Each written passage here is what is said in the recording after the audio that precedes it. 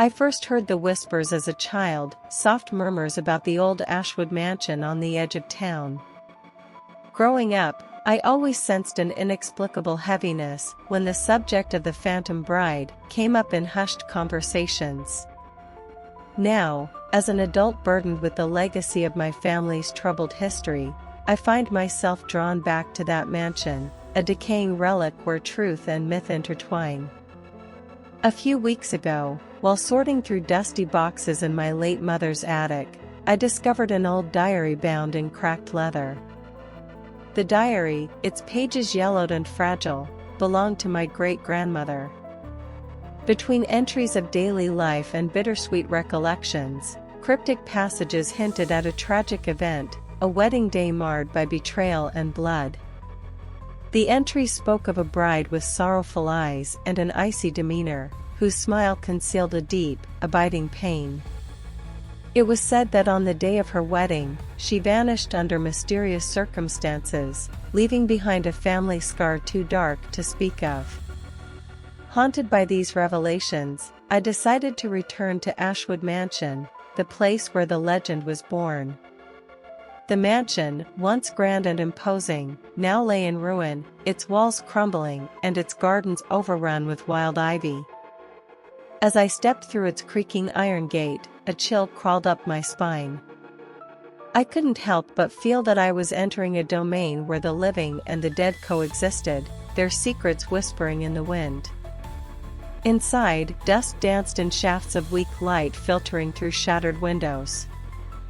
In the echoing silence, I heard the faintest strains of a melody, a waltz long past, floating through the empty halls. It was then that I saw her, a spectral figure in a tattered white gown, her eyes deep pools of sorrow. For a heartbeat, time seemed to freeze, and I realized that this was no ordinary ghost. The phantom bride was here, lingering in the shadows of her former glory, her presence as heartbreaking as it was unnerving. I left the mansion that day with more questions than answers. Who was she, really? And what terrible secret had been so thoroughly buried that her memory was consigned to legend? I vowed to uncover the truth, even if it meant unearthing the darkest chapters of my family's past. Over the next few days, I returned to Ashwood Mansion, determined to piece together the fragments of history. Each visit felt like an immersion into another world, a realm where the whispers of lost souls echoed in every decaying corridor. I scoured the dusty rooms, each filled with faded portraits and broken heirlooms that bore silent witness to generations of sorrow. In the mansion's grand, once opulent dining hall, I discovered a set of letters tucked behind a heavy, ornate mirror. The letters, written in a delicate yet hurried hand, revealed details of a forbidden romance and a bitter betrayal. They mentioned a bride who was promised a future of love and honor, but instead found herself ensnared in a web of lies spun by someone very close to her. The betrayal, it turned out, was not merely an act of passion, but a calculated move to conceal a family disgrace, one that would tarnish the name of our lineage for decades. At the heart of the mystery was a name, Eleanor Ashwood. The letters painted a picture of a young woman who had been both beautiful and brilliant, a beacon of hope whose dreams were cruelly shattered. It was Eleanor who had been forced into a loveless engagement, only to vanish on her wedding day. Rumors persisted that she had been murdered by a trusted relative, her death staged to look like an accident, to cover up the scandal that would have ruined the family. Yet, rather than fade into oblivion, her spirit remained, an eternal, sorrowful echo wandering the halls of the mansion. As I pored over old photographs and clippings in the local archives, I began to notice strange coincidences. Several newspaper accounts mentioned unexplained disturbances on the anniversary of Eleanor's wedding, lights flickering, inexplicable drafts, and even glimpses of a figure in bridal attire roaming the estate. The more I dug, the more it seemed that Eleanor's tragic end was not the final word, but merely the beginning of a curse that had haunted our family ever since. Each new piece of evidence intensified my determination. I started keeping meticulous notes, cross-referencing dates, names, and events. The mansion, with its crumbling grandeur and sorrowful silence, had become a living record of forgotten tragedies. I could almost hear the echoes of Eleanor's final moments, a desperate plea for justice, a call to break the cycle of darkness that had plagued us for generations. Night after night, I combed through the mansion's secrets, driven by a need to confront the past head-on. I spent long hours in the dusty library, deciphering cryptic entries in the diary and the letters I had found. The more I learned, the more the pieces began to fall into place. It wasn't just a story of lost love, it was a story of betrayal, power, and a curse that had been cast upon our family. I uncovered evidence suggesting that Eleanor's disappearance was no random tragedy. Instead, it was part of a calculated act of deceit, orchestrated by someone within the family. The very person who had been entrusted with Eleanor's care was implicated in the conspiracy. The betrayal ran deep, an insidious plot to protect the family's reputation at the expense of a young woman's life. But what was most chilling was that many believed Eleanor's spirit was still trying to set things right.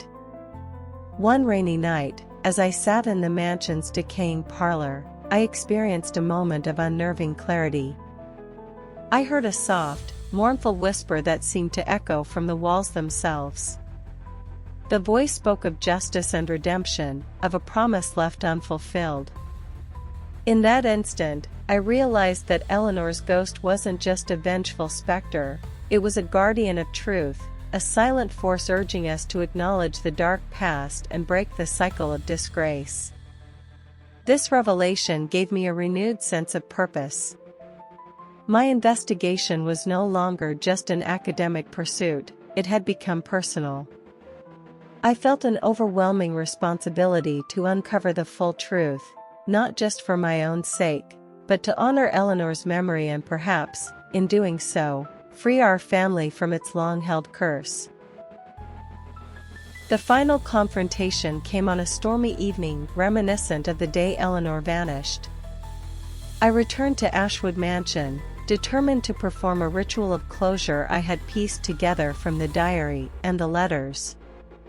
In the grand foyer, beneath a cracked chandelier that cast trembling shadows across the faded wallpaper, I set out the relics of our family's past, a locket, a faded photograph, and the final letter that had been written on the day of the wedding. As thunder rumbled in the distance, I recited the words I had painstakingly reconstructed, a plea for justice and a call for redemption.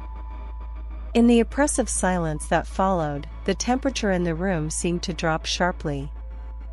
A spectral figure materialized before me, a vision of Eleanor, her face a mix of sorrow and gentle resolve.